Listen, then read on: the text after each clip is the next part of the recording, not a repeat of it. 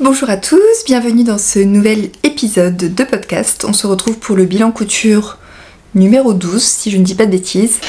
Je suis ravie de vous retrouver en cette fin du mois de mars. J'avoue que mars a été un mois assez créatif et dynamique pour moi. J'ai été vraiment très inspirée.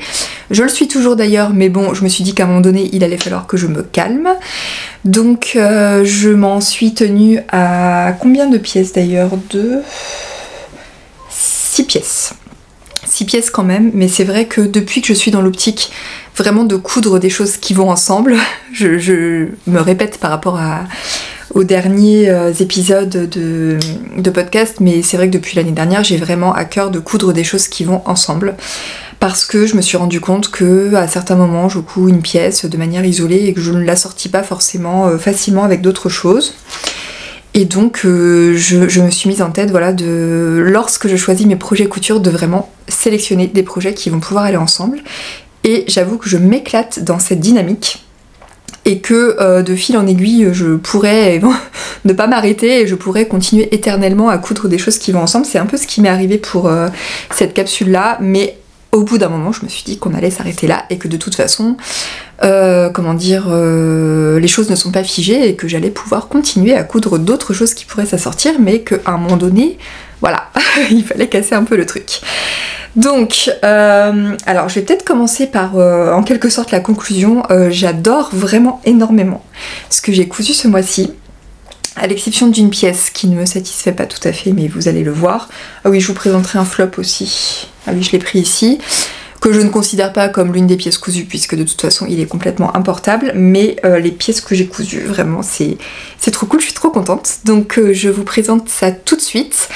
Alors, juste une petite info, c'est que j'ai éteint la clim dans la mesure où je me suis rendu compte que ça faisait du bruit dans la dernière vidéo.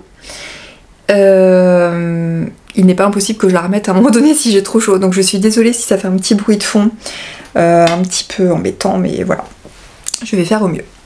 Alors, on commence par quoi? Je vais commencer par les bas. Tac, je vérifie si tout est ok. Alors, on va commencer dans l'ordre chronologique. J'ai voulu me coudre une jupe.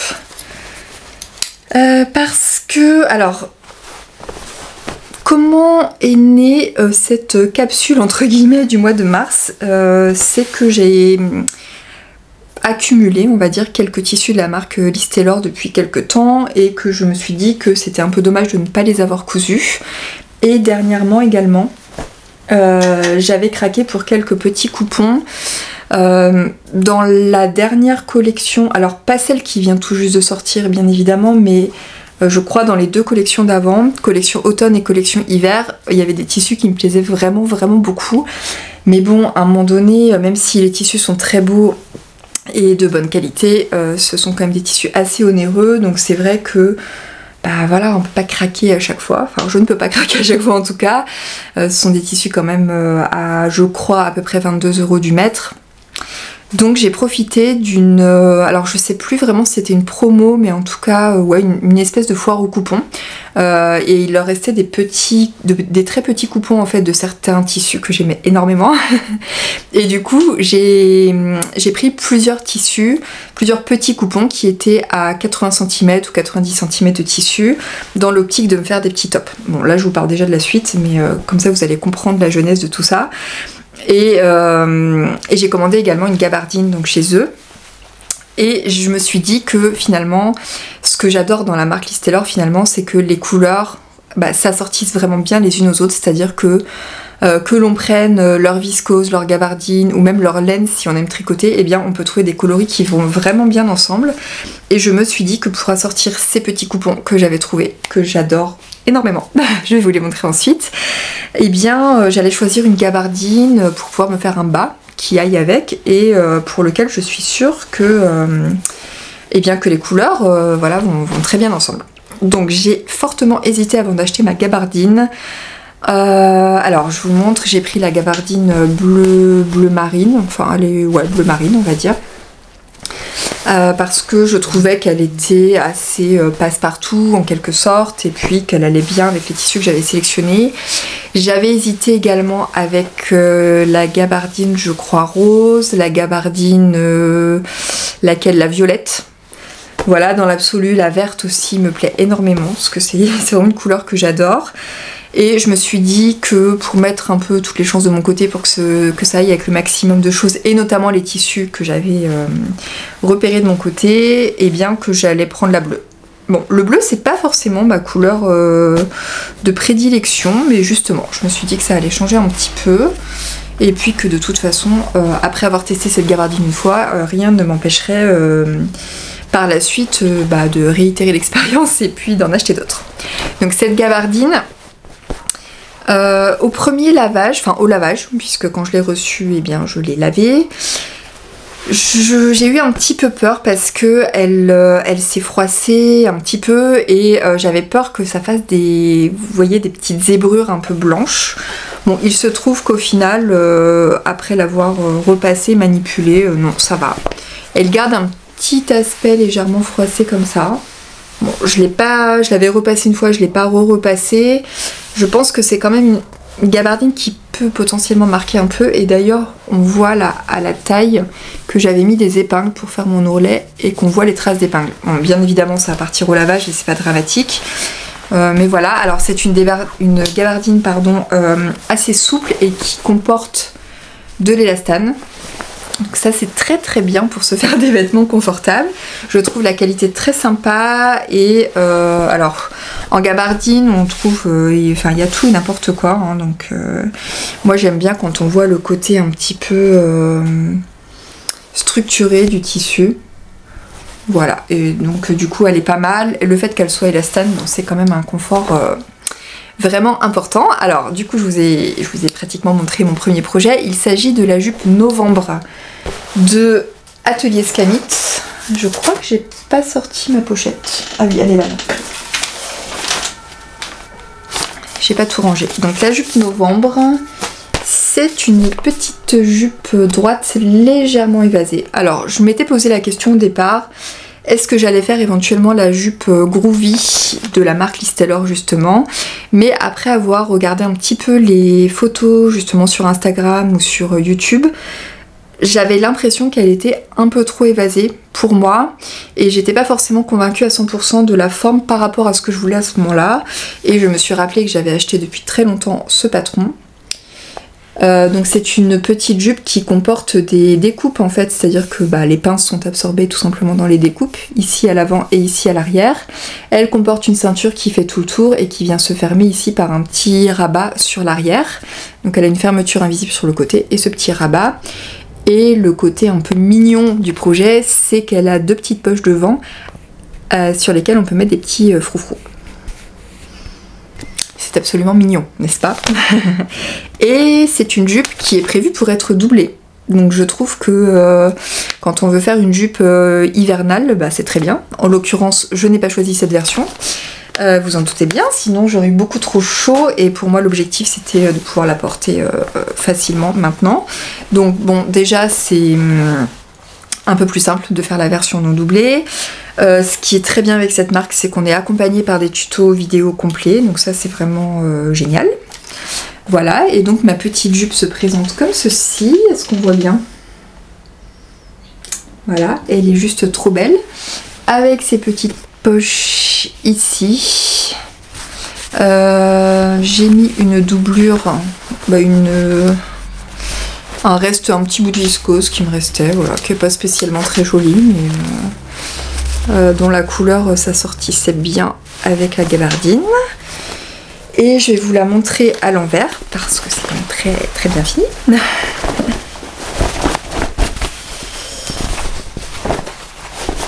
Voilà, donc toutes les coutures sont surjetées puis aplaties, et là on voit les fameuses petites poches à l'intérieur. Donc en fait la pièce de côté comme ça, elle comporte le fond de poche, et puis là on a notre doublure ici, donc c'est très chouette. Les finitions sont vraiment sympas. J'ai choisi de coudre la ceinture à l'intérieur à la main.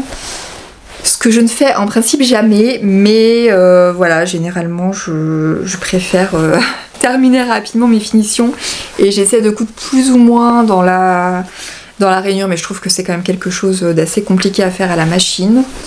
Et du coup, bon, je me suis lancée dans la couture à la main. Sur... qu'est-ce que je pourrais vous montrer? Je la remets sur l'endroit. Sur... qu'est-ce que j'allais dire? Voilà, ici j'ai mis une petite pression invisible. Voilà, et par contre là où je suis déçue, mais bon ça c'est moi, j'ai l'impression que ma fermeture invisible n'est pas de super qualité et j'arrive pas forcément tout le temps. Ah bah là ça a marché. À la remettre jusqu'en haut. Donc une fermeture bien invisible.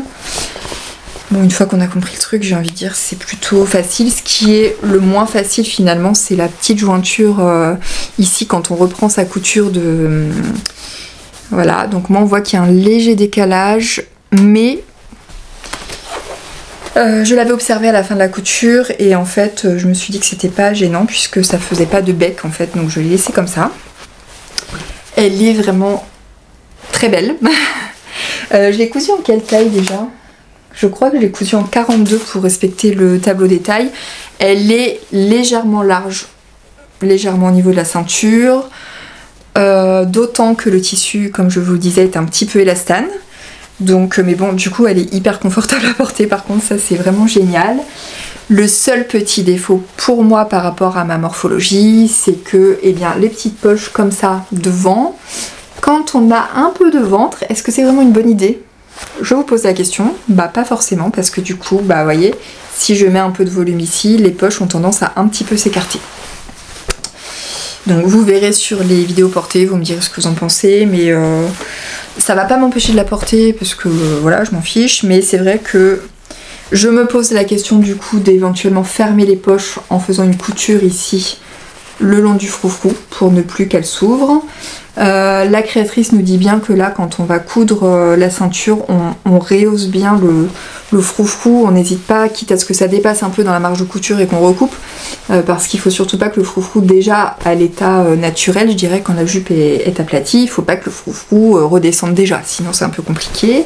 Au porté, je me suis aperçue que j'avais un léger pli ici, alors je ne sais pas si, vous voyez, on le voit un petit peu. Bon, j'ai peut-être pas super bien cousu ma ceinture. Bon, je suis désolée, je vais rallumer la clim, j'ai vraiment trop chaud. Voilà, donc en conclusion, c'est une forme de jupe que j'aime beaucoup, vraiment beaucoup, que je referai certainement. Alors, je me dis que je peux tout à fait la refaire sans faire le petit sac de poche à l'intérieur et que du coup, bah déjà la couture sera plus simple et ça sera plaqué complètement. Donc c'est un patron que je vous conseille, il est vraiment bien. Alors on a l'impression que ce genre de jupe c'est hyper rapide, hyper facile à coudre. Bon, en réalité on a quand même pas mal de couture à réaliser, on a les poches à réaliser et on a la ceinture. Moi je trouve que dans une jupe comme ça, c'est souvent la ceinture qui prend du temps, mine de rien. Elle est quand même simple à réaliser, mais voilà, on y passe quand même quelques heures. Donc un super patron que je vous recommande si vous recherchez une jupe de cette forme-là.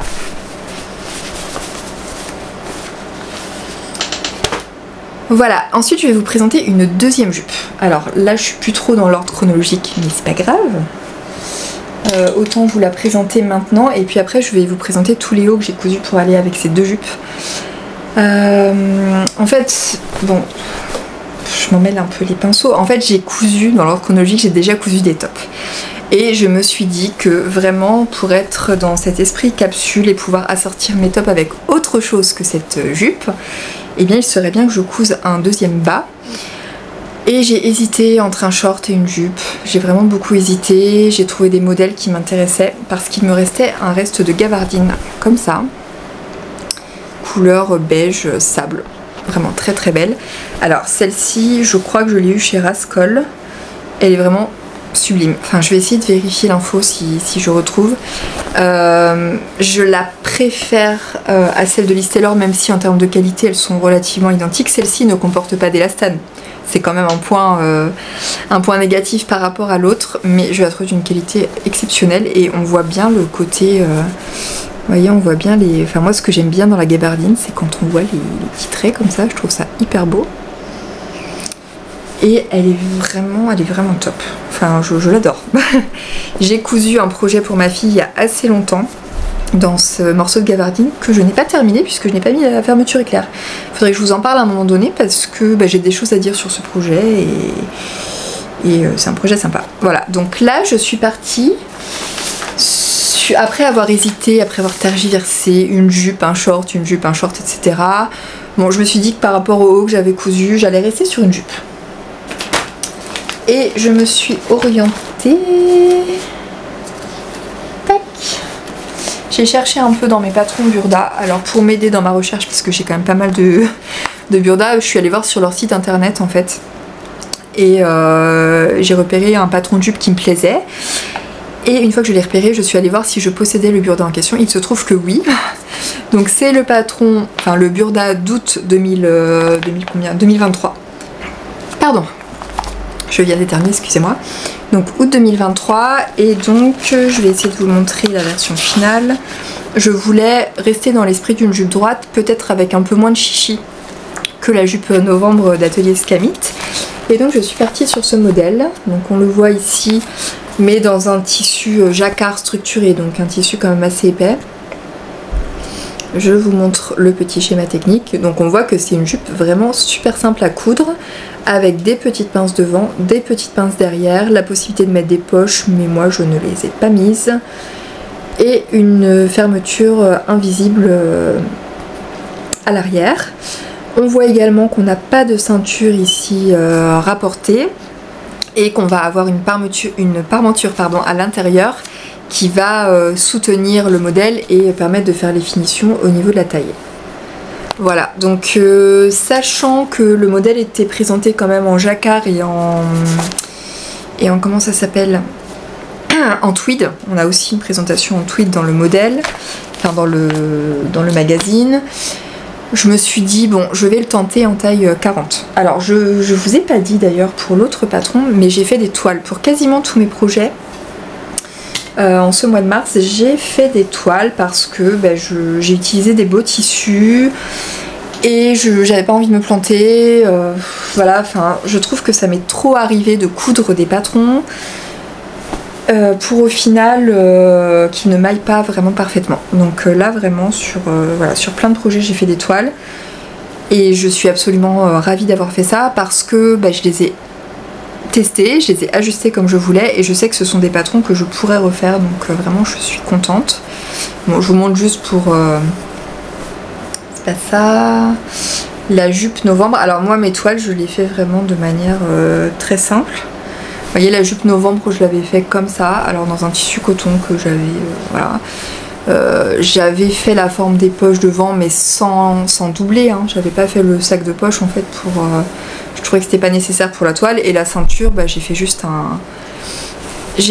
un côté. Je me suis pas embêtée à faire la ceinture complètement, il y avait aucun intérêt à faire ça. Ce que je voulais valider moi c'est la forme globale de la jupe, voir si j'arrivais à la fermer en haut, puisque j'ai souvent un problème de décalage entre la taille que je prends pour le patron et ma taille. J'ai souvent une taille de plus, alors taille j'ai souvent une taille de plus au niveau de la taille, voilà.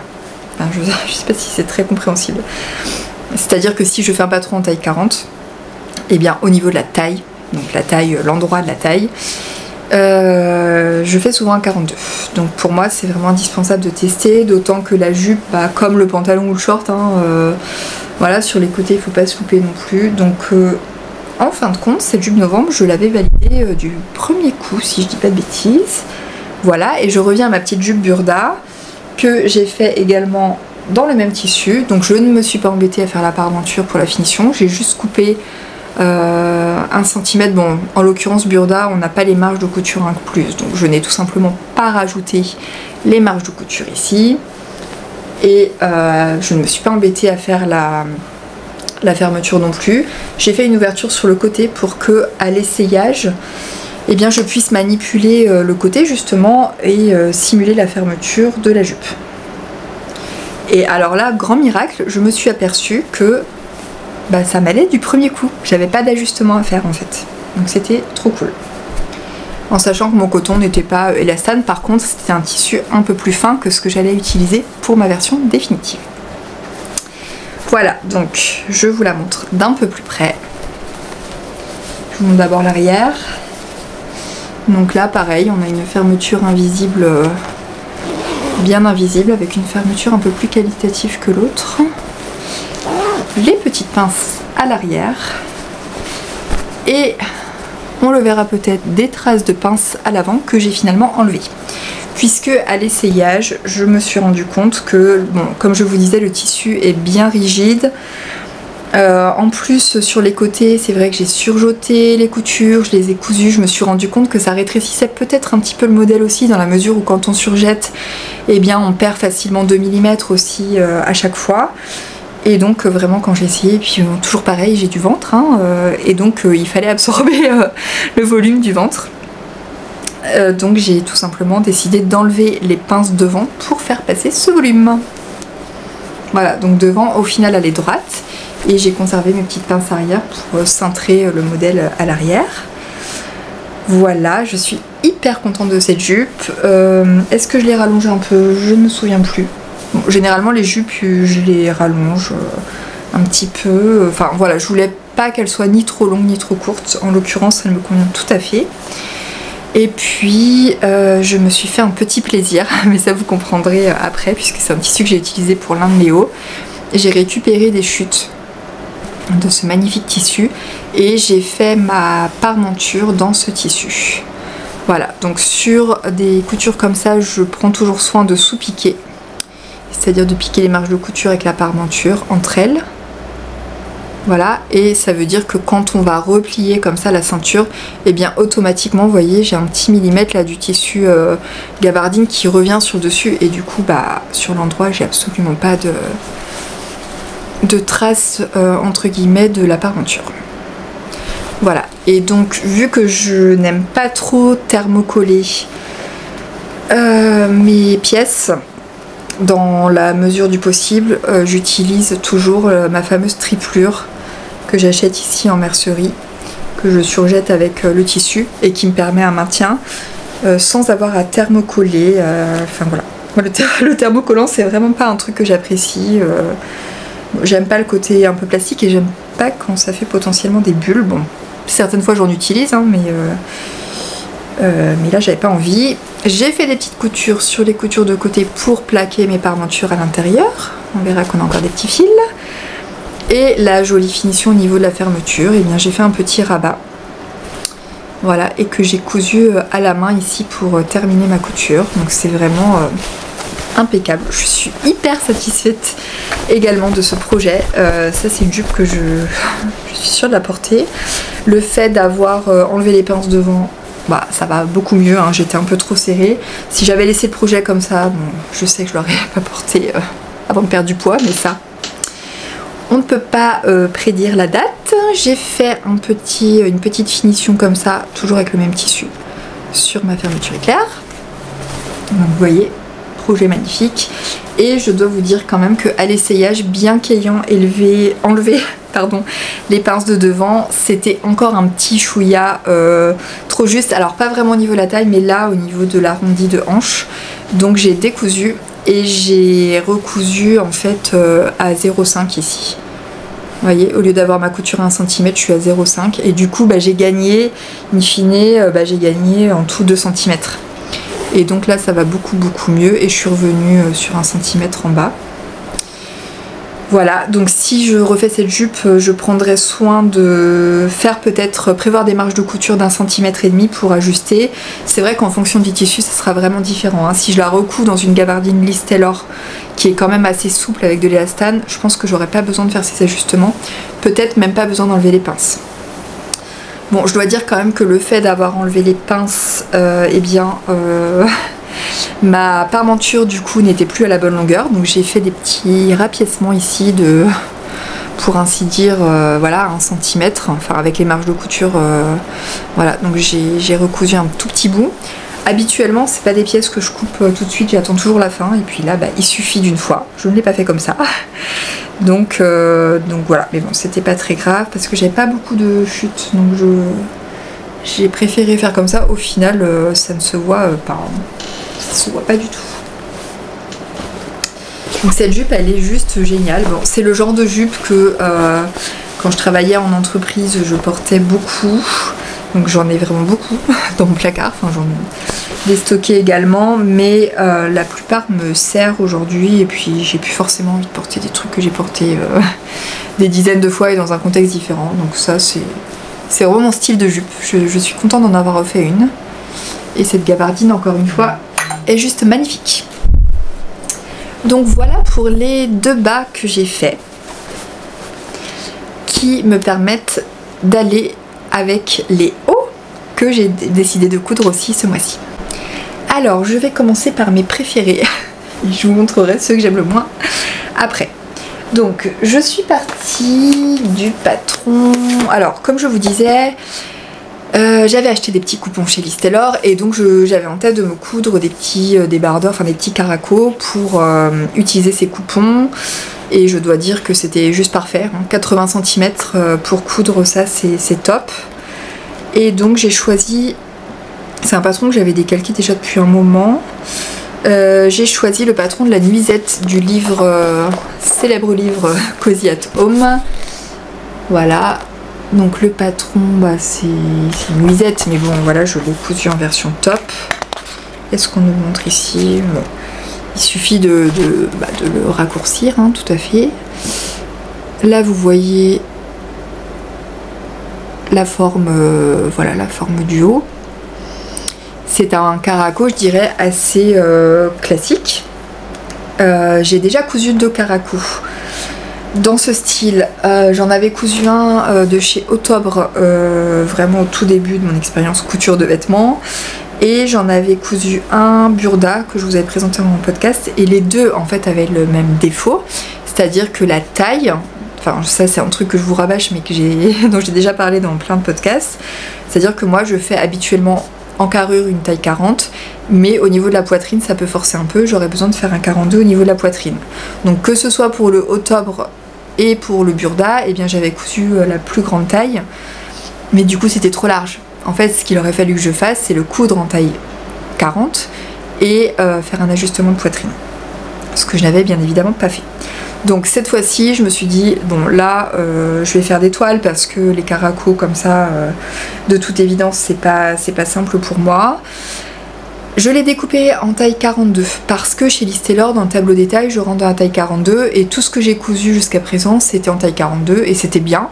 C'était on va dire pas un peu grand mais c'était voilà, enfin dans la limite haute on va dire, voilà, je pense que pour certaines réalisations j'aurais pu coudre la taille 40, donc on va dire que je suis un peu entre les deux tailles chez Liz Taylor. Donc j'avais décalqué la taille 42 depuis fort longtemps et j'ai commencé par faire une toile, voilà, dans cette viscose qui me plaît pas plus que ça, donc je l'ai sacrifié pour une toile. Et je vais vous montrer ce que ça donne porter parce que là bien évidemment vous ne vous rendez pas compte. Alors le plus compliqué dans ce patron c'est peut-être de faire ces petites bretelles. Voilà, même si j'ai un super outil pour les retourner, bah c'est pas si évident. On voit à l'intérieur qu'on a une parmenture qui suit en fait tout le tour, hein, donc le montage d'un caraco c'est souvent le même, c'est-à-dire qu'on assemble nos côtés, on assemble ensuite nos parmentures et puis après on coud toute l'encolure, l'emmanchure entre le tissu principal et la parmenture et puis on insère nos bretelles. Donc c'était vraiment bien de faire une toile parce qu'au final je me suis aperçue que c'était un petit peu trop large. Ici au niveau du dessous de bras ça baillait un petit peu, donc j'ai enlevé, en fait j'ai retracé sur mon patron. Ah, il faudrait que je vous montre quand même parce que la tronche de mon patron au final, vous allez voir que c'est pas... Voilà, j'ai mis un petit cœur. Validé. Donc en fait sur les côtés j'ai rogné de 1 cm sur chaque pièce. Par la suite je me suis rendu compte, alors là je l'avais fait vraiment beaucoup trop court puisque j'avais coupé à la ligne de taille, donc là on est sur une longueur un peu crop, mais bon pour l'essai c'était bien. Et par la suite je vous montrerai avec mes différentes réalisations, mais j'ai vu qu'on est sur une nuisette et que c'est quand même assez évasé, et bien j'ai repris un peu l'évasé aussi pour, pareil j'ai enlevé 1 cm sur le bas pour que ça resserre légèrement. Voilà. Et je me suis aperçue que la pince de poitrine arrivait un peu haut à mon goût. Voilà, donc je suis partie sur une deuxième toile. En fait, ce que j'ai fait, c'est que j'ai, sur mon patron, j'ai descendu mon bloc de pince de poitrine.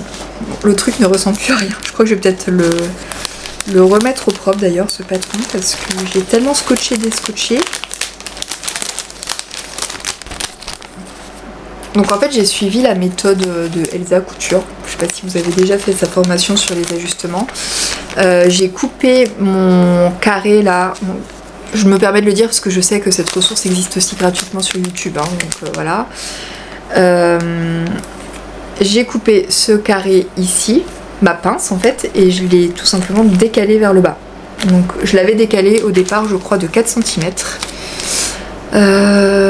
Voilà. Et donc j'ai tout simplement, vous voyez, j'ai rajouté un morceau de papier ici et j'ai retracé le haut. Voilà, et puis j'ai rallongé le bas. Donc vous voyez un peu la tronche de ma pièce patron. Et puis voilà, j'avais rogné comme je vous avais dit, j'avais rogné où? J'avais rogné là, sous le bras, et j'avais rogné un petit peu en bas. Donc là, on peut dire que vraiment je l'ai refait sur mesure ce patron. Et qu'est-ce que j'ai marqué d'autre? Ah oui, j'ai d'autres trucs à vous dire. Tac, ok. Et donc j'ai refait une deuxième toile, toujours dans ce magnifique tissu.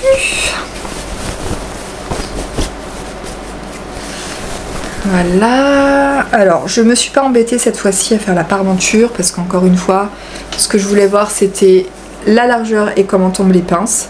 Les bretelles, je les ai pas du tout formées, hein. J'ai pris des chutes de tissu juste pour avoir la longueur.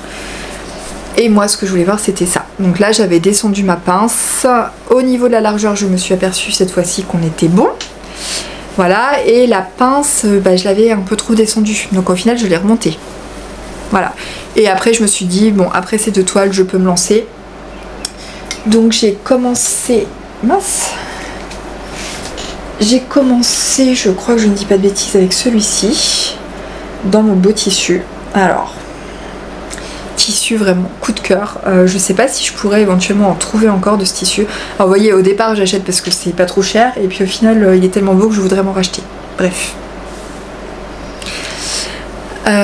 Si vous voulez m'offrir du tissu un de ces jours, enfin je parle pas à vous, hein, je parle à ma famille. Celui-ci je l'adore. Voilà, il n'y a pas de souci, je retrouverai d'autres projets à faire dedans.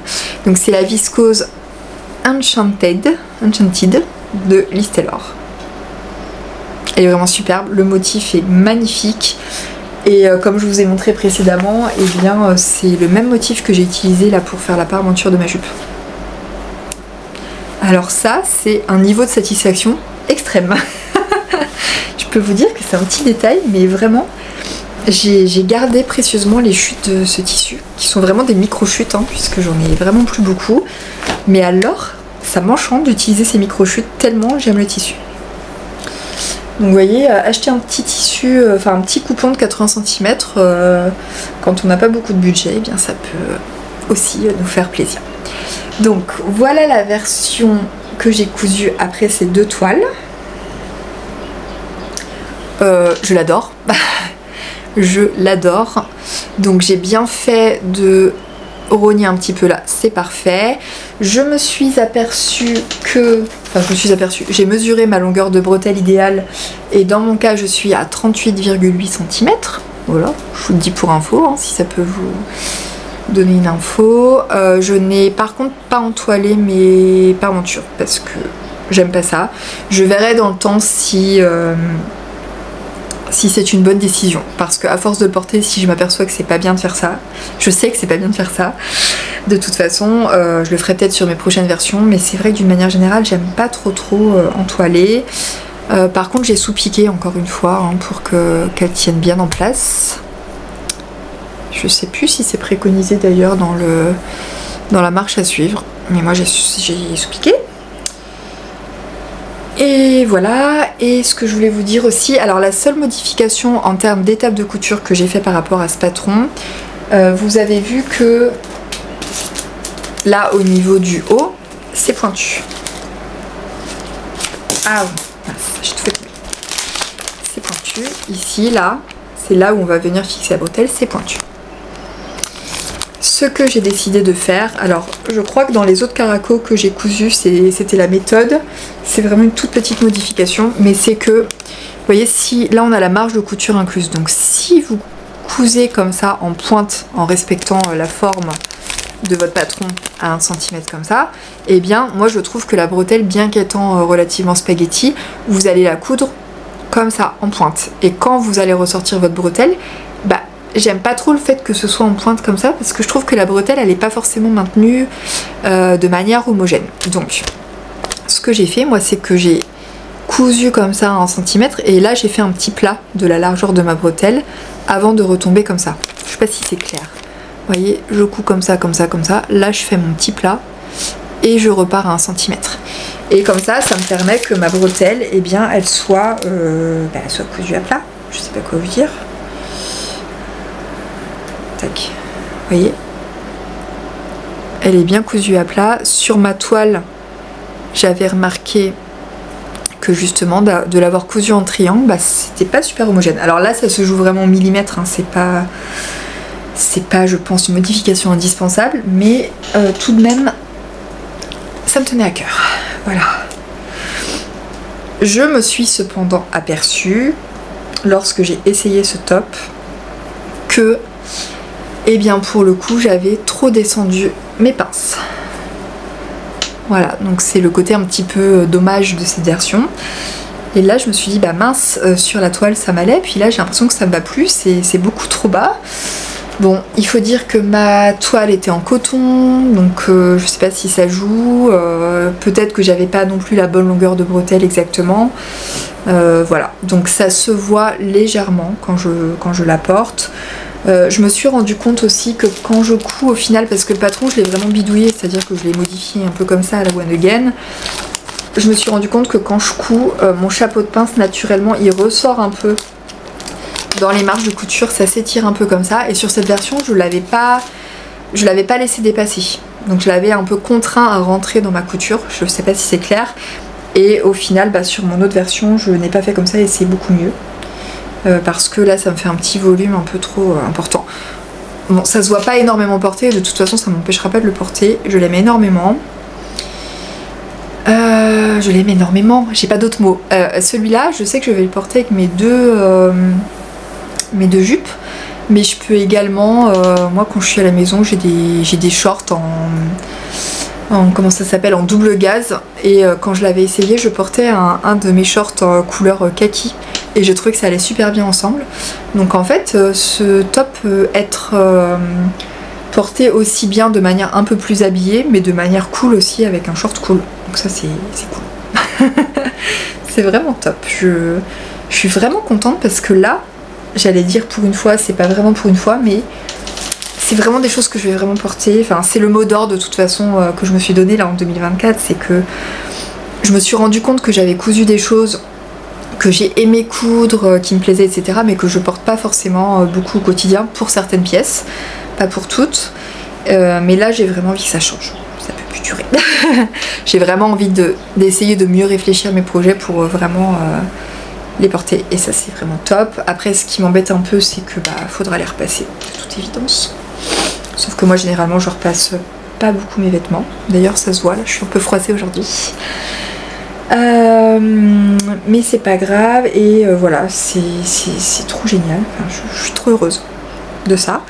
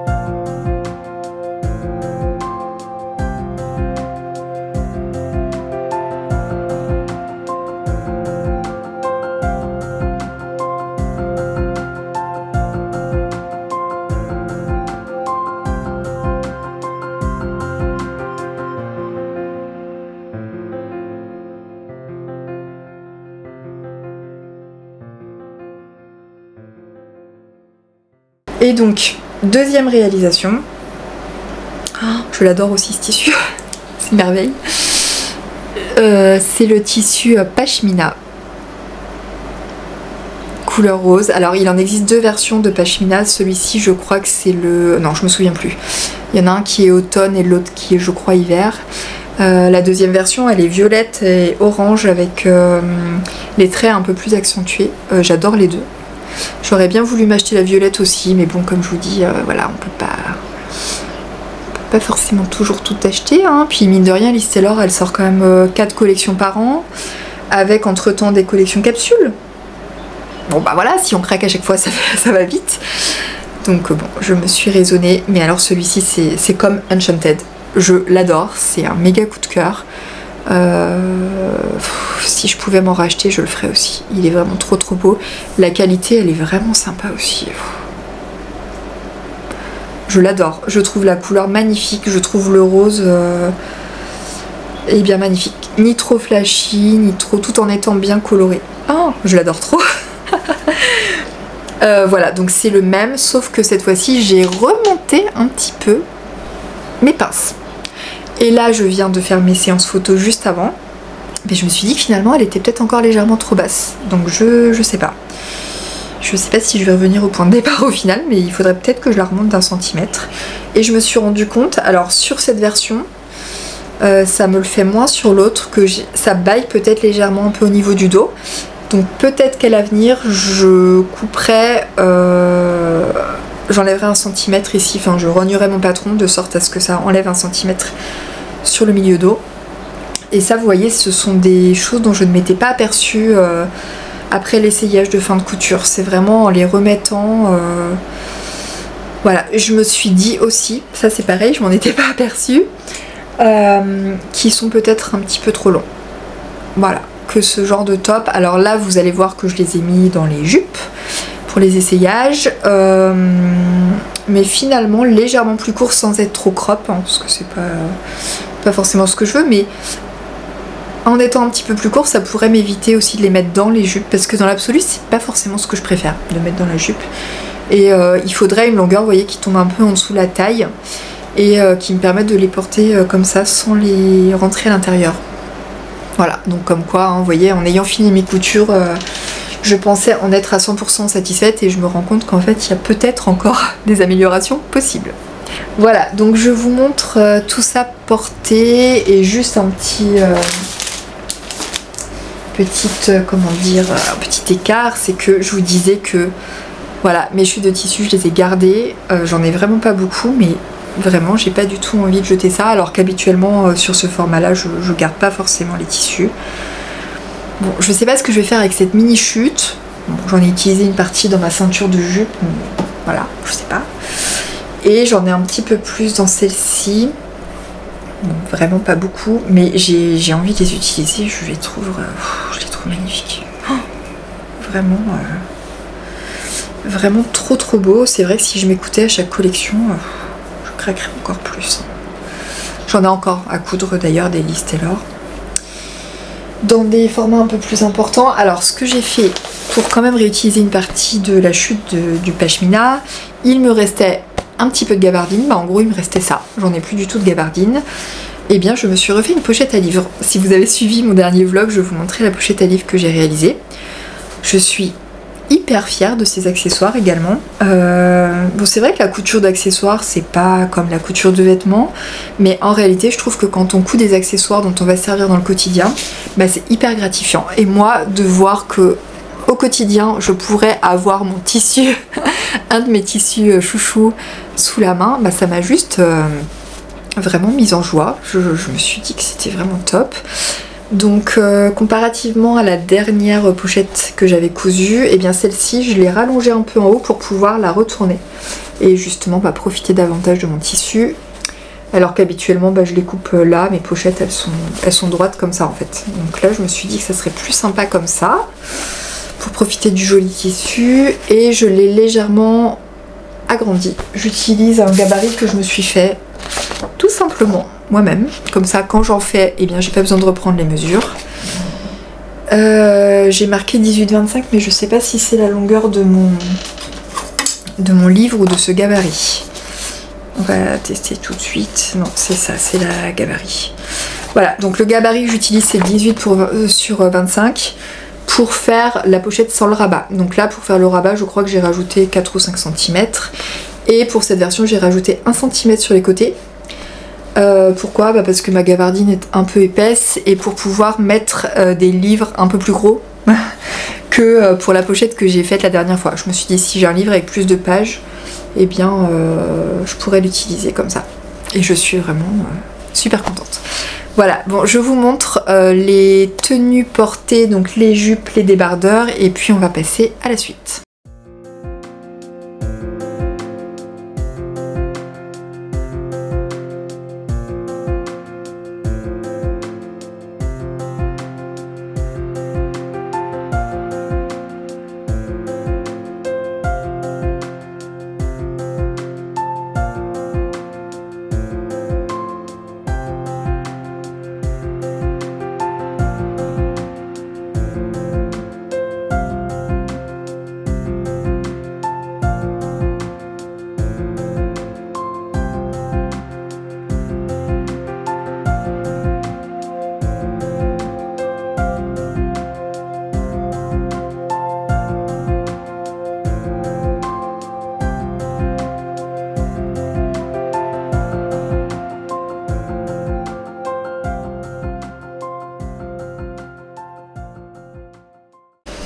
Donc ensuite, bah écoutez, j'ai décidé, comme je vous ai dit dans ma folie, de coudre des choses qui s'assortissent. Encore une fois, j'aurais pu en coudre vraiment beaucoup, mais je me suis limitée à ça. J'ai trouvé dans mon stock de tissus, donc là j'ai utilisé mon stock de tissus. J'ai pas recommandé de tissus, à part la gabardine Liz Taylor, c'est vraiment des tissus de mon stock. J'ai choisi d'utiliser bien ce tissu que j'avais un petit peu oublié, qui est aussi un tissu Liz Taylor, que j'avais dû avoir lors d'une promo, parce que je me suis aperçue que j'en avais quand même un certain métrage. Et c'est un petit tissu sweat léger, un peu French Terry, vous voyez, comme ça. Que j'aime beaucoup parce que c'est un motif cerise et j'adore les motifs cerises. La matière est vraiment super sympa. J'ai adoré coudre ce modèle. Et donc je suis partie... Ouh là là, c'est déjà le bazar. Non, c'est pas ça. Alors, je voulais au départ, je voulais pas un sweat classique. Parce que j'avais pas envie du côté un peu trop sage du sweat dans ce tissu qui a déjà une petite connotation un peu sage, un peu romantique, etc. Je voulais pas le sweat sage. Ne me demandez pas pourquoi, hein, c'était mon envie du moment. Et donc, alors, dans le livre de Liz Taylor, pour le coup, on a un sweat. Voilà, on a ce sweat là. Mais je n'avais pas envie de ça. J'avais envie d'un truc un petit peu plus décontracté, un petit peu plus loose, un petit peu plus... voilà. Donc je me suis dit, je vais peut-être regarder le patron du sweat boxy, si je ne me trompe pas. Je me suis vraiment éclatée hein, dans cette couture, c'était vraiment sympa. Alors, j'avais repéré ce modèle-là. Que j'aime énormément parce que les épaules sont tombantes, il est un petit peu loose, il est un petit peu décontracté et vraiment c'est vraiment ce dont j'avais envie pour ce tissu, enfin pour ce tissu, oui et non, mais en tout cas pour aller avec les jupes, pour casser le côté un peu trop habillé, trop classique. Donc ce modèle il est vraiment sympa, seulement il est prévu pour du jersey de viscose. Le jersey de viscose c'est quand même une matière très très fluide, donc je me suis dit que autant pour un top comme ça prévu en jersey de coton on peut adapter avec un sweat léger, autant là ça me paraissait compliqué.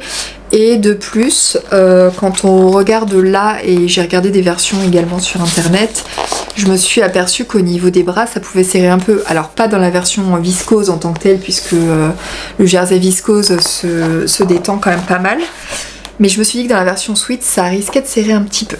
Donc je ne suis pas partie sur ce modèle-ci, mais je suis restée dans l'idée de me coudre un sweat aux épaules tombantes, comme ça un petit peu sympa. J'ai fait des recherches sur internet et je suis tombée sur le patron, donc qui est en plus un patron gratuit, donc c'est encore mieux, de la marque Itch to Stitch, c'est le top Uvita. Voilà, donc je vous montre les dessins techniques. J'ai pas imprimé l'image hein, pour pas gaspiller de l'encre. On se rend pas forcément super bien compte. Je vais peut-être vous mettre une image, enfin une photo en tout cas. Et donc c'est un sweat, alors légèrement loose mais pas tant que ça. Enfin en fait il est pas moulant mais il est pas non plus oversize. Avec ses épaules pour le coup vraiment hyper tombantes et une encolure un peu dégagée. Pas trop non plus. Voilà, donc patron gratuit. J'ai fait quelques recherches sur internet pour voir comment tailler la marque. Parce que c'est toujours un peu compliqué quand on passe sur des marques américaines. Et avec ce que j'ai vu, je me suis dit que partir sur la taille 8, ça devrait aller. J'ai hésité parce que je voulais le côté un peu oversize, donc j'ai hésité à faire la taille du dessus. Je me suis dit que le 8 ça devrait aller, et le point positif c'est que les marges sont incluses également sur ce patron. Donc c'est vraiment top. Bon, je me suis lancée en me disant, pour le coup là j'avais pas envie de faire de toile. Bon, ça passe ou ça casse. J'avais peur qu'il soit trop large, et en fait il est génial. C'est un patron absolument génial que je vous recommande à 1000%. Pour le coup, j'ai envie de dire là sur les patrons du jour, hormis les deux qui vont arriver après, je suis pratiquement sûre de me recoudre tous les patrons. Je sais qu'on a souvent tendance à dire ça quand on est emballé par un patron, mais là vraiment les tops à bretelles, c'est sûr et certain que je vais les refaire. Je ne vais pas aller m'amuser à aller chercher d'autres tops de caraco en sachant qu'à chaque fois il me faut des ajustements. Ce top de caraco ça va être mon basique, et puis après je pourrais régler la hauteur, je pourrais régler la largeur, l'ampleur si je veux. Par contre au niveau du haut il me va, donc si j'ai besoin de le transformer un petit peu je le transformerai, mais ma base elle est là. La jupe Burda aussi, si je veux une jupe comme ça je vais pas aller en chercher ailleurs. Et la jupe Novembre elle est très sympa aussi, bon en faisant un petit ajustement comme je vous disais sur les poches, mais vraiment c'est des patrons basiques que je vais pouvoir me recoudre, mais vraiment. Voilà, et celui-ci, vraiment aussi.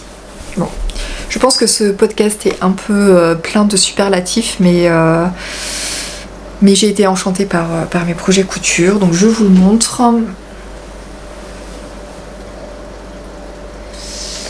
Voilà, donc pour le coup je le voulais pas trop long. Sur le patron il y avait une petite ligne en bas de 3 cm à peu près que j'ai coupée pour pas qu'il soit trop long, et c'est vraiment la longueur idéale. Je suis hyper satisfaite. Les manches tombantes comme ça et l'encolure. Voilà, un petit peu dégagé mais pas trop. Je trouve qu'il est vraiment parfait ce patron. À l'exception des manches qui sont légèrement trop longues, donc ça c'est pas très grave, hein. Je veux dire si vous essayez, vous voyez que c'est trop long, il suffit de recouper, donc c'est pas un état de gravité extrême. Moi je les ai recoupés quand même de, je crois 2 ou 3 cm, et j'ai fait un ourlet de 3 cm. Pour le coup il me manque, à l'essayage il me manque quasiment 1 cm, mais c'est pas non plus dramatique. Je ferai différemment quand je le referai, mais ça m'empêche pas de l'apprécier comme ça. L'encolure elle est top. Alors la seule problématique que j'ai vue, elle est où la pièce? Voilà. Alors moi maintenant quand je couds des projets en maille, je recalcule systématiquement mes encolures parce que c'est trop dépendant du tissu, donc je prends plus le risque de passer du temps à coudre mon encolure, à la découdre, etc. Donc je la calcule. Par contre je me base généralement sur la largeur donnée par le patron. Donc là vous voyez que les marges de couture sont incluses. Donc normalement j'aurais dû couper mes pièces ici sur les traits. Mais je me suis dit, mais si les marges de couture sont incluses, ça veut dire que mon encolure une fois pliée elle fait 1 cm. Et en fait j'ai plus rien. Vous voyez ce que je veux dire? Si mon encolure là elle fait 1 cm comme ça une fois repliée, après j'ai plus rien. Ou alors j'ai pas compris peut-être comment il fallait la placer, c'est possible. Du coup moi j'ai rajouté 1 cm tout au bord, et ça me donne une largeur de 4 cm. Donc en réalité j'ai pas utilisé cette bande parce que je l'ai recalculée comme je vous disais, mais j'ai utilisé une largeur de 4 cm. Je suis en train de me dire... Oh non, c'est bon. Ah oui, c'est bon. Donc j'ai marqué quoi? Voilà, taille 8, nanana, et j'ai marqué que, à mon sens, c'est une marque à découvrir. Cette marque, je sais pas si vous la connaissez. Itch to Stitch. Oh, j'arrive pas à le dire. Itch to Stitch. C'est quand même pas le plus simple. J'ai fait quelques recherches comme je vous disais sur internet avant de coudre ce patron parce que je voulais déjà m'assurer que j'ai bien compris que les marges étaient incluses puisque souvent dans les patrons anglophones c'est pas forcément le cas. Et je suis tombée sur des blogs qui parlaient de cette marque et je me suis rendu compte qu'il y avait des avis franchement très positifs. Donc là pour moi au niveau de la taille j'ai trouvé le tableau des tailles nickel et j'ai compris aussi à la lecture d'articles de blog que la marque, alors pas pour ce genre de patron mais pour des patrons en chaîne et trame un peu plus ajustés, que la marque proposait plusieurs tailles de bonnet en fait au niveau de la poitrine, mais vraiment beaucoup, c'est à dire qu'il y a vraiment une amplitude assez importante et du coup quand vous allez coudre votre petite blouse en chaîne et trame, bah, en fonction de votre poitrine, vous allez vraiment pouvoir ajuster le patron. Ça, j'ai trouvé que c'était génial. Pour les personnes qui ont une poitrine disproportionnée par rapport au tableau des tailles usuel, hein, c'est pas du tout péjoratif ce que je veux dire, mais si on rentre pas dans le tableau des tailles usuel, bah, on a une disproportion qui se fait. Et ben là, j'ai trouvé que ça répondait totalement à la problématique de ces femmes. Et j'ai trouvé ça génial. Donc en ce sens, déjà, je trouve que c'est une marque à découvrir. Et puis, alors, objectivement, beaucoup de modèles ne me plaisent pas. Par contre, j'ai trouvé qu'il y avait une grande variété de patrons et j'ai trouvé quand même quelques pépites, notamment 2 robes. Je vais vous mettre des photos. La robe Tustin et la robe Cantabria, je les trouve juste magnifiques. Et maintenant que je suis rassurée sur le fait que cette marque, a priori, taille vraiment bien, il y a vraiment dans le patron beaucoup d'explications également sur la préparation. Enfin, si vous êtes débutant, en fait, on vous explique vraiment comment positionner votre tissu, comment... Enfin voilà, il y a tout un tas d'étapes préparatoires qui sont détaillées. Finalement, pour ce top, les étapes de couture, elles n'étaient pas vraiment beaucoup détaillées. Ça tenait, je crois, sur une page ou 2, mais je crois que c'était sur une page. Par contre, toutes les étapes préparatoires étaient vraiment très bien détaillées. J'ai trouvé ça vraiment top. Je trouve que voilà, cette marque a l'air vraiment très sympa. Ce top en tout cas, moi je le trouve hyper bien taillé. Il y a plusieurs types comme ça de top un peu en maille avec des formes différentes. Ça reste des formes assez classiques, mais moi je me dis bah en fait un basique, voilà, un basique c'est toujours bon à prendre. Et ce petit top je l'adore. Alors je vais pas forcément le porter tout de suite maintenant, mais dès que le frais sera arrivé, le soir là, je suis sûre de le porter. Et il va bien évidemment magnifiquement bien avec mes 2 jupes. Je vais vous mettre quelques images et donc voilà, c'est un gros coup de cœur, c'est un patron qui va faire partie de mes basiques. Est-ce que j'ai mis un petit cœur sur l'enveloppe? Non, j'ai pas encore mis de petit cœur, mais je vais mettre un petit cœur pour me rappeler que c'est un basique que j'aime vraiment beaucoup. C'est un patron que je vous recommande vraiment. Et ce sweat de Liz Taylor, il est vraiment trop sympa, trop doudou. Je l'adore également, donc je vous montre ce que ça donne et puis après on va passer aux 2 autres projets pour lesquels j'ai plus de choses à redire.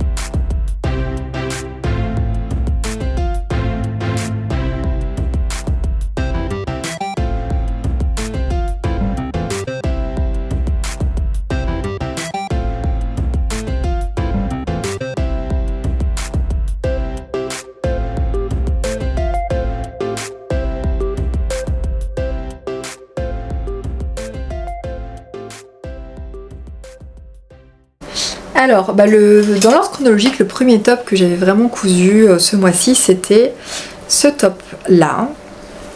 Donc on est toujours dans la thématique viscose de Liz Taylor. C'est la viscose Bérénice. C'est pas vraiment celle que je préférais de la collection. Pourtant je l'ai achetée, ne me demandez pas pourquoi. Bon, elle est jolie tout de même, mais c'est pas ma préférée. Mais elle est quand même très jolie. Et puis surtout elle s'assortit hyper bien également avec la gabardine. Je sais plus si c'est pour ça que je l'avais achetée. Voilà, donc ce petit top, il s'agit de la blouse cristal de la Maison Victor. Donc à la voir comme ça, vous me dites mais elle est super jolie. Oui, vous avez raison, elle est super jolie. c'est un modèle que j'avais repéré avec des photos Instagram. Je trouvais vraiment sympa et d'ailleurs quand on la regarde ici, on la trouve sympa. Donc elle a normalement ici un petit volant qui est prévu au niveau de la couture. Que je n'ai pas voulu faire parce que vu que voilà ma poitrine est toujours un petit peu plus grande que la taille habituelle, j'avais peur que ça donne un peu trop de volume au final. Mais j'ai l'impression que ce top finalement va mieux aux poitrines menues. J'ai l'impression, parce que j'ai vu plusieurs photos comme ça. J'ai vu une version tout en noir également sur Insta que j'ai trouvé magnifique et donc je me suis lancée. Donc dans l'absolu elle est sympa. Moi je voulais voilà, je voulais un côté un peu moderne comme ça. Et au final, avec ce tissu et tout, je la trouve un peu trop petite fille sage, un petit peu trop romantique au final, je sais pas. Elle rend bien une fois portée, mais elle a tout de même quelques défauts. Le premier défaut, c'est que l'encolure est finie au biais. Et moi, je n'aime pas les encolures finies au biais. Mais je n'avais pas assez de tissu pour créer une parmenture et je n'avais pas d'autres tissus dans les mêmes couleurs pour pouvoir créer une parmenture. Sinon, il est certain que j'aurais créé une parmenture. Le reproche que je fais à ce genre d'encolure, et là je m'y suis surprise à 2 fois, et bien c'est que voilà, ça finit toujours par bailler un petit peu. Donc en réalité, une fois porté, ça baille pas beaucoup. Mais franchement, voilà. Après, voilà, il est bien cousu. Encore une fois, je m'y suis surprise à 2 fois. J'ai décidé de laisser large comme ça parce que je trouve que quand on replie encore une autre fois ça crée encore une autre épaisseur et voilà. Donc du coup ma couture ici elle est quasiment à 1 cm. Mais voilà, déjà je n'aime pas coudre le biais. Et en plus sur ce genre de finition bah j'aime pas trop. La finition ici des emmanchure, donc vous voyez vous avez le petit volant mais la finition des emmanchure elle est également au biais. Alors là il y a un truc que j'ai pas compris, soit c'est moi qui n'ai pas compris les instructions de LMV ou soit je sais pas.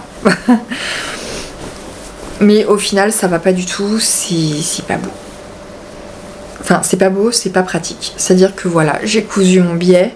Alors j'aurais peut-être pas dû le laisser comme ça sur 1 cm et j'aurais peut-être dû le rabattre une fois pour n'avoir que la moitié qui apparaît. Mais encore une fois, je me dis que l'épaisseur aurait été vraiment trop importante. Et le problème que j'ai eu, c'est que quand... Je sais pas si vous allez voir quelque chose, mais je vais pas non plus m'éterniser sur le sujet. Mais quand on rabat le biais, bah ici, il nous reste quasiment plus de tissu. Vous voyez, entre le volant et le petit bout là, pour coudre notre biais sur l'emmanchure. Donc là, j'ai pas compris. J'ai pas compris. Il me semble avoir pourtant... respecter la procédure, mais je suis pas sûre d'avoir bien compris non plus ce qu'il disait. Du coup mon biais bah, il est pas cousu de manière uniforme puisque j'ai essayé de coudre comme je pouvais. En plus il est pas du tout de la bonne couleur parce que je n'avais plus de biais bleu marine et au porté ça se voit un peu là sur l'arrière quand je le porte, ça s'écarte un peu, ça se voit. Donc ça c'est pas du tout satisfaisant. Si jamais je décide de conserver cette blouse, il faudra que je reprenne, mais je suis pas sûre de la conserver en l'état parce que je suis pas sûre de la mettre tout simplement. Je suis un peu dégoûtée. Et en plus, encore en plus j'allais dire, je trouve que l'emmanchure est un peu trop haute et que ça risque de toucher là sous le bras. Bon je l'ai pas vraiment porté à la journée pour voir si ça me gênerait, j'attendais de voir. Mais voilà, donc soit je démonte tout ça et je mets une espèce de parmenture où je réfléchis à une autre finition et je baisse un petit peu ici l'emmanchure. Voilà.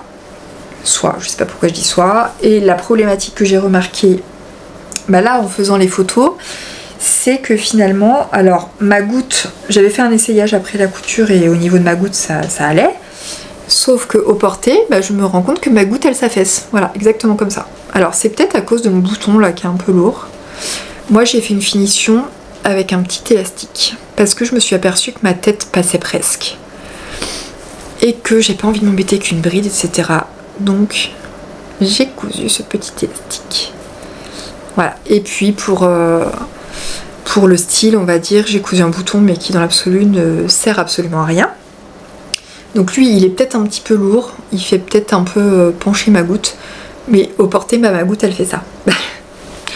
Donc j'étais un peu dégoûtée, je me suis aperçue que ça c'était pas possible d'avoir une goutte qui pendouille comme ça dans le dos. Donc peut-être qu'il faudrait que je la referme un peu plus, mais j'ai l'impression que du coup ça me fait pas mal de choses à reprendre sur une blouse qui au final ne me plaît pas non plus énormément. Voilà, mais pour autant je n'ai absolument pas envie de perdre ce tissu, donc je ne sais pas encore comment je vais faire. Peut-être que j'essaierai de la porter une journée pour voir. Je serai peut-être voilà, en refermant un peu la goutte, parce que finalement c'est le principal problème. Mais c'est comme si ma carrure de dos en fait tirait un peu trop, enfin je sais pas. Donc quand je la porte comme ça sur l'avant, vous allez voir, c'est assez joli. Mais il y a plein de petits défauts cachés. Vous voyez, comme quand vous regardez les photos Instagram, souvent on vous dit j'ai cousu ça, nanana. Bah oui, c'est souvent très beau, mais il peut toujours y avoir des petits défauts cachés. Hein. Et voilà, ça arrive, c'est comme ça. Quand on coud pour la première fois un modèle, ça arrive forcément. Et là, pour le coup, bah, je n'avais pas fait de toile. Ça m'apprendra. Voilà, pour ce petit top cristal.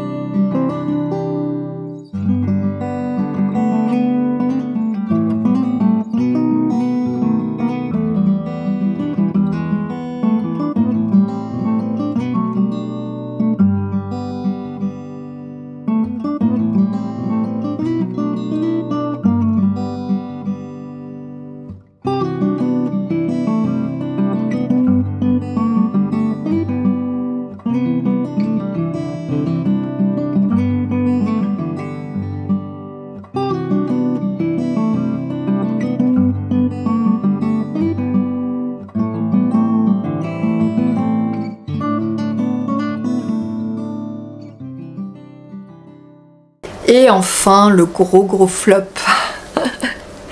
Le gros flop, c'est un top Burda. Je vous avais dit sur Insta, ah mais le nouveau Burda est sorti, le top de couverture est trop beau. Voilà, et vu que je suis une bélier, eh bien j'ai foncé littéralement dans le tas et je me suis mis immédiatement en tête de coudre ce modèle, parce que j'ai vraiment flashé dessus. J'ai choisi d'utiliser un petit jersey comme ça, ajouré, que j'avais acheté en seconde main il y a fort longtemps. Et il s'avère que ce jersey est quand même un peu mou.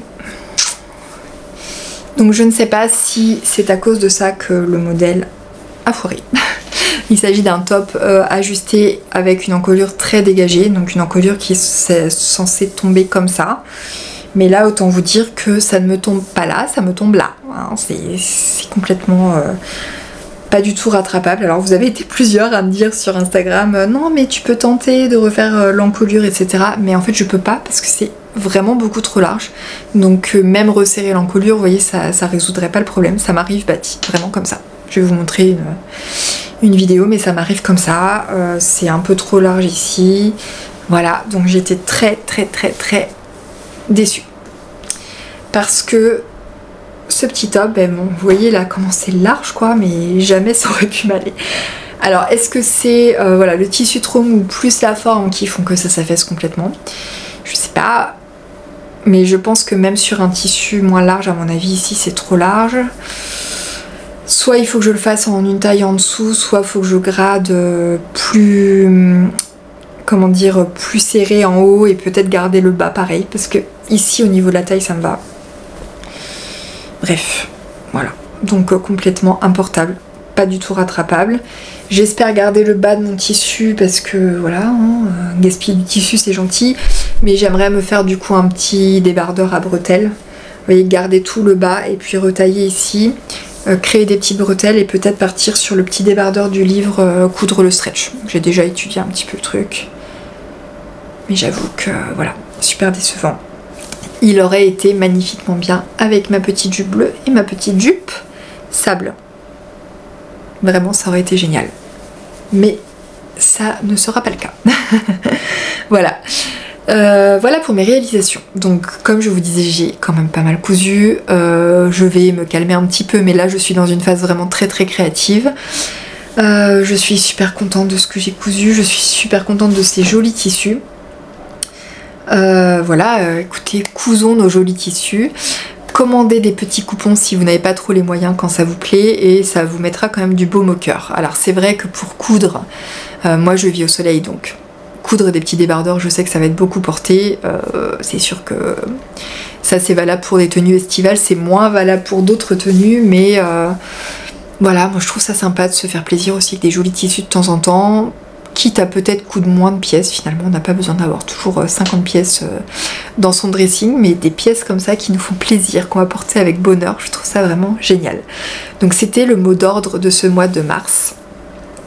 Du plaisir, des jolies pièces, des basiques que je vais pouvoir garder, et du coup bah voilà, encore une fois je suis ravie, mais je pense que je vous l'ai dit suffisamment dans cette vidéo pour que vous puissiez le comprendre. Je suis ravie de ces tenues, de ces associations et des modèles que je vais pouvoir recoudre qui sont pour moi totalement validés. Voilà, bah écoutez, j'espère que vous avez passé un bon moment en ma compagnie, que ça vous a diverti, peut-être inspiré. On se retrouve normalement assez rapidement. Écoutez, si j'arrive à tenir le rythme que je me suis fixé, bah, j'aimerais bien vous présenter chaque dernier jour du mois mon bilan couture du mois, et potentiellement en milieu de mois un vlog créatif. C'est ce que j'aimerais faire dans l'absolu. Il y aura certainement des fois où je n'y arriverai pas parce que j'aurai d'autres choses de la vie à côté, mais ce n'est pas très grave.